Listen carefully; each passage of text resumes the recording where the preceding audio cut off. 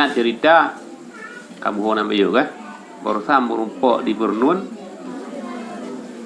urang labuan haji retak abu ya matang 3 matang retak abu ya namu 100 lebih retak abu ya 3 siapa main tembak banyak ngabu ya berbagi urang mangging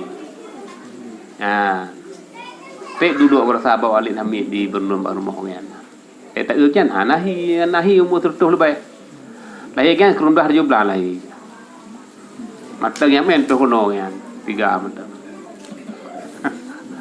Jadi ada cerita yang tentang keadaan Abu Ya, tentang abun tabalanga, abun yang katu-atuhai no.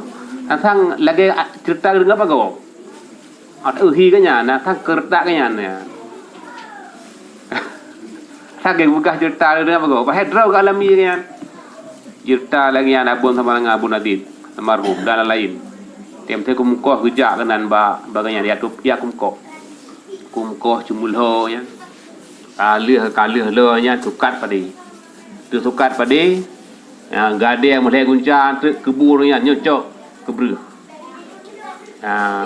Seperti Abun Nadid sama langa. Ada pak kumkoh tiap saya kumkoh. Yang aneh ni ceritanya, tahan tulis lah yang ada juga.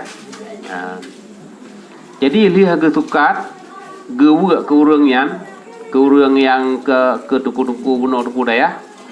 Pada yang ayu bagainya, yang cerita kanya, cerita tengkunya. Le kisah-kisah bagainya, dan bagian tauhid yang ahli dan bagian tauhid. Yang maksudnya, urang awal kiban bak lebih ilmiah dengan susah payah.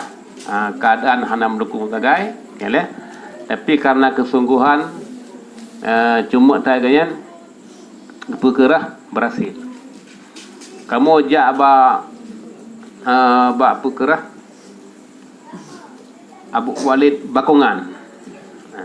Kisah Walid merabat tentang Abu Ranan Bakongan, Abu. Yang kanya merutuh kilo ngai tangan kejak sumber. Hai dari Labuan Haji Bakongan ke Jutat nah jauh 10 kilo tapi ngepangkai tangan dengannya gitu buat nah kejauh bandar ya nya dekut ilpi tu bang ya menya dia untuk mia patai buat taruh ya tu je hana disediakan ho yang kejangnya tetap fokusnya ke sumber yang padahal buatnya kibang keadaan nanggro keadaan transportasinya tapi cukup gigih dengan bak bekerja bak sebagai ilmunya. Padahal maksudnya tak mendengar orangnya serba mudah. Padahal mereka manfaatkan kemudahannya lebih mudah lah orangnya kan leh.